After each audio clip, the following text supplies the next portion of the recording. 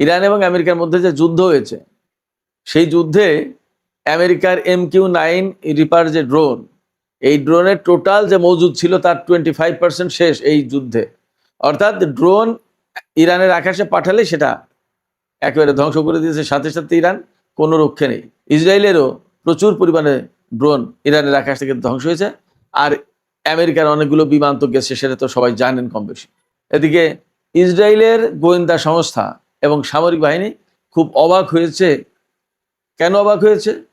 এই যে যুদ্ধটা, এই যুদ্ধের পরে ইরান তাদের অস্ত্র এবং ক্ষেপণাস্ত্র এবং ড্রোন যে এত পরিমাণে উৎপাদন করেছে, ইসরায়েলের সামরিক বাহিনীর কাছে খবর আছে যে ইরানের আগে যে পরিমাণ অস্ত্র ছিল প্রায় সেই জায়গায় পৌঁছে গেছে, প্রায় সেই জায়গায়। আর 2027 সালের ভেতরে ইরানের হাতে ব্যালিস্টিক ক্ষেপণাস্ত্রের পরিমাণ কত হবে জানেন?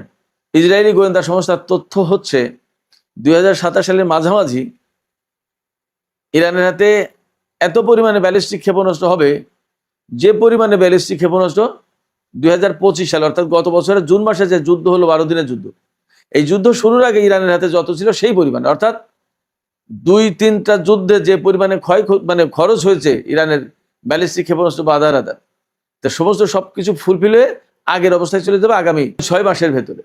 চিন্তা করেন ইরান কি পরিমাণে অস্ত্র এবং সামরিক সক্ষমতা অর্জন করেছে।